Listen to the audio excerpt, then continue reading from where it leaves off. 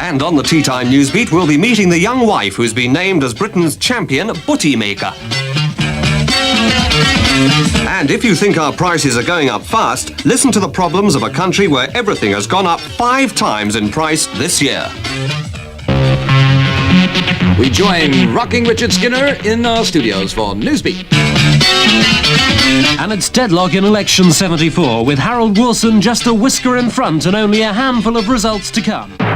Radio 1 Newsbeat. An armed man has forced a policeman on duty outside the Iranian embassy in London to go inside the building. Radio 1 News. And in the news today, parts of Britain are hit by the biggest earth tremor in years. The Newsbeat. In the 90s. On the station of the nation. 1FM. At 12:30, John McCarthy is free. For his family and friends, the celebrations begin. I'm still trying to get my breath, and it's difficult to really imagine that all those years of concern and disappointment are hopefully over. Newsbeat with Ian Parkinson. There now follows a party election broadcast on behalf of... No, don't turn off. The parties will be really upset. For William Whitelaw, the day starts earlier than for James Callaghan. But both men have a long, hard day ahead. I see Harold Wilson's producing the dove of peace out of his pocket.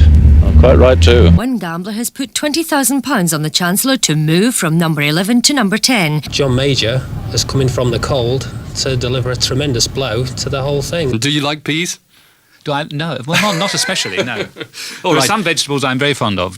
Peas I'm relatively neutral about. Do you think it's a good idea to have a political party with very little experience in power? It's not possible for us to have much experience in government because the other two parties have alternated in government for the past 50 years. Newsbeat. Now, Labour leader John Smith gives his verdict. I don't think politicians sometimes communicate to young people directly enough or clearly enough. I'm going to try and do that. Well, here's your chance now. We're going to give you the chance to show how in touch the Labour Party is with young people's issues. Let me ask you first, do you know who Sonic the Hedgehog is? No, I don't. Radio 1 Newsbeat. Violence flared in London's King's Road over the weekend when gangs of teddy boys clashed with punk rockers for the 3rd week running. One girl was hurt and 31 people arrested as 200 Teds went for the punks. I beat up a punk like last week. I jumped on his back and I just punched him in the head. I want to tell you about the greenhouse effect and a little ozone hole. The issue is just so much more profound than most other environmental issues that the only way anything's really going to be done about the problem is if the people in general start to care about it. If you're a farmer in Sudan, now that the rains have returned, it's possible to scrape together a living. But if, like the Bija tribe, your income used to come from camel and goat rearing, you're in grave trouble. Today, teachers were given guidelines from the National Union of Teachers to help children confused or stressed because of the war. Sometimes I think that maybe if this war does grow too big, it could turn into a world war. John Lennon was shot dead in the entrance of the exclusive Dakota building in New York, where he'd lived for the past 5 years. John Lennon is a great person of our times. It's reminiscent of when Kennedy was killed. I was 8 years old then, and I remember that vividly. 247 Radio 1. This morning, the people of Brixton in South London are counting the cost of a weekend of violence. About 250,000 people lined the streets to see the heroes wearing their blue, green and white Falklands campaign medals for the first time. The Falklands campaign was one of the most brilliant achievements of modern times. A special train left Newcastle-on-Tyne this morning on a 5-day tour of Britain. Its mission? To draw attention to the plight of more than 1 million young people who are out of work. Newsbeat was on the platform at Newcastle Central. We're just going to show the people that the youths can talk for themselves. Newsbeat. Suddenly, the trouble's all down to the year 1970. What happened then? Well, in the southeast at any rate, average pay for the year topped £1,900. Money makes the world go round, it makes the world go round. What's happened is this. Building societies have to borrow money so that they can lend it to house buyers. If you lend money to a building society, which is a good idea incidentally if you're trying to save, they'll give you a whacking rate of interest. It's 26 minutes to 6. Radio 1 Newsbeat. The new craze of skateboarding is now claiming so many victims that a doctor in Nottingham has called for a national register of accidents to be kept along American lines. What do I want? When do I want it? Fair grants for all was the message on the banners. The NUS say a 4% increase would give students an extra 24 pence a day. The prostitutes who lock themselves in the church are being represented by a group called the English Collective of Prostitutes. Through this group, they're claiming the police are making their lives and their children's a misery. One other member of the Spencer family who was in on it all from the beginning, Lady Diana's sister, Sarah. Both my husband Neil and I are very, very pleased. Now, is it going to be difficult, you think, for your sister to actually get used to being the Princess of Wales and, of course, one day, the Queen? I don't think so. She's got a very sort of bubbly personality which overrules any problems that she might have. I just foresee no problems. Did you see Prince William? Just saw his face and his clothes. And what did you think to him? I think he was cute. Newsbeat. American space scientists have now sent their final signal to Skylab. The crippled station, which earlier today threatened to crash in North America, has been put into what's known as a tumble. This will slow it down and should mean it'll miss populated areas like the United States, Canada and Africa. But pub landlord Eddie Mallon's taking no chances. He's taking his customers from the Ferry Boat Inn at Sheldon in Devon into an old smuggler's tunnel which goes through the cliffs down to the beach. You know, they're not going there with sweating and taking Bibles and things with them, you know, and But Skylab's now expected in the Indian Ocean sometime after 5 o'clock. Surely that's a long way from Devon. So we've heard, but then again, they've been very vague about where it was going to land anyway and how they were going to land it. What supplies are you taking with you then? Oh, a couple of cases of beer, sandwiches. A West Indian barrister has caused a stir during a trial at the Old Bailey by objecting to the word blackmail. When white is portrayed, it is portrayed as pure and good, while black, it would seem, is a reflection of evil. It's not offensive. I mean, you could say black currant jam's offensive. It finally had to happen, didn't it? The Big Mac has at last come to Moscow. McDonald's this morning opened their biggest hamburger joint in the world in the city's Pushkin Square. I think it's time we open this restaurant. What do you think? Let's cut the ribbon. Well, I've been on TV since I was 3.5 years old, and I'm 5.5 now. But is it hard work? No, not that hard, you know. Phone rings, it's your agent. The most serious streak of the day happened in Brighton. Factory worker Kevin Holmes did a quick dash round the plating and polishing works at Hove and got the sack as a result. He was pursued by an Alsatian, but luckily for him, the dog didn't bite. It apparently had a ball in its mouth. Newsbeat,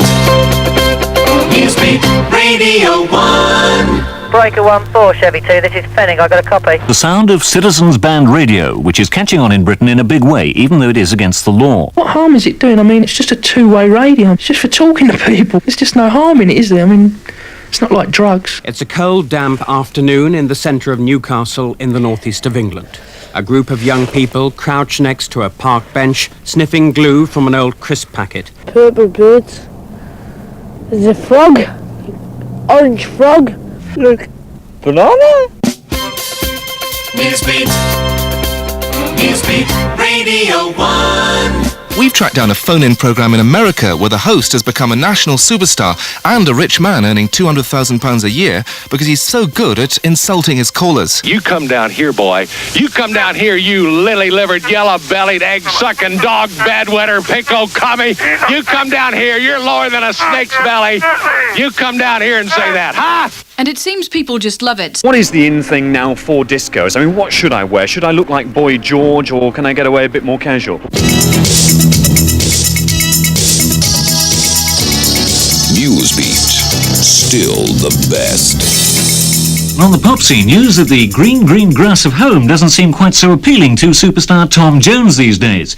If he stays in Britain for longer than 3 months, he really gets clobbered by the taxman. How did you get sort of involved in Elvis in the first place? Well, to tell the truth, as I think most guys, either thought they was Elvis or they wanted to be Elvis. Why does Mick Jagger want to buy a church? Well, it's quite simple. Studio costs are crippling, and Mick has caught on that it can be cheaper to build your own once you've found a suitable building. Elton's young, and his heart is with Watford Football Club. With Watford, I think at the moment, we can only go up and up. Back in the swim of the British pop scene right now is that grand old man of rock and roll, Chuck Berry. Do you feel like a superstar today? No, I really don't. I think if I did, I'd be much more trouble than I am, and they say I'm in a lot of trouble, but not really. Good luck on your tour, and Chuck, thanks for the time. Richie, breakfast. Why don't you have a coffee on me, Richie? I will do. In the Labour Party's battle for the hearts and minds of young people, this is The Front Line, a concert in Blackpool's Opera House featuring Red Wedge's best-known mouthpiece, Billy Bragg. I mean, if I wanted to be noticed, I'd put a pot on my head and run down the road screaming. I'm just a show-off. Belfast is one of those places that many bands won't play or don't play at. And I think it's so bad for a band to tour Britain and leave out sort of Belfast. Tonight we talk to the Sex Pistols, the punk band that EMI believes will become a world force in rock music. Only recently at a London gig, a girl fan of the Sex Pistols got so carried away with their frenzied music, she bit her boyfriend's ear off. For a new group to start out is almost impossible. What are you providing as an alternative for people who maybe haven't seen you live? Basic honesty. But isn't it this really, I mean, let's be honest about it, the oldest trick in the business, attract a bit of publicity by being outrageous. The Sex Pistols did it, then claimed the papers made it up. I'm offended that you even, I get the impression that you think that we actually did that, and I get up and smack you if you think that. Newsbeat Radio 1.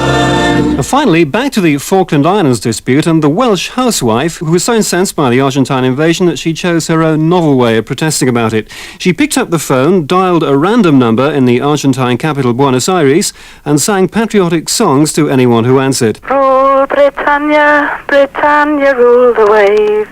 Britons never, never, never shall be slaves. And now meet Alan Thompson. He's a male stripper, and he wants to do his bit to shorten the dole queues on Tyneside. So he's advertising at the Wallsend Job Centre for an apprentice.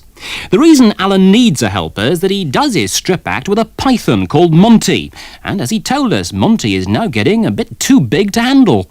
He's nearly 13 foot now, so he's getting a bit of a handful. When I have got a partner with us, he'll know how to handle the snake as well. Cows are famous for three things. Milk production and mooing are two of them. This is the udder one, and Gillian Horn says it's the business. I simply saw a cow pat dried in the cattle yard and first of all imagined that it was a piece of cardboard, picked it up and decided that I would attempt to paint on it with acrylic paint. As you do. The people of a village in North Humberside are frightened to go out at night after a series of attacks by a huge, ferocious owl.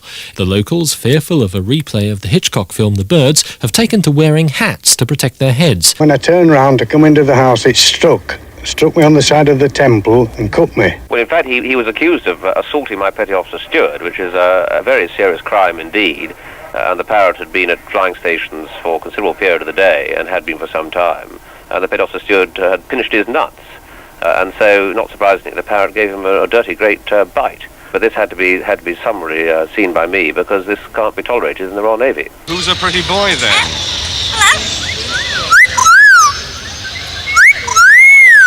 Even stars like Basil sometimes get an attack of the nerves. Hardly surprising when bird fanciers from all over Britain are trying to get you to sound your pièce de résistance, the Charge of the Light Brigade. Heading the judges was cricket umpire Dickie Bird. And I said to him, that's out, Harry, that's out, Harry. He said, yes, that's out, Dickie.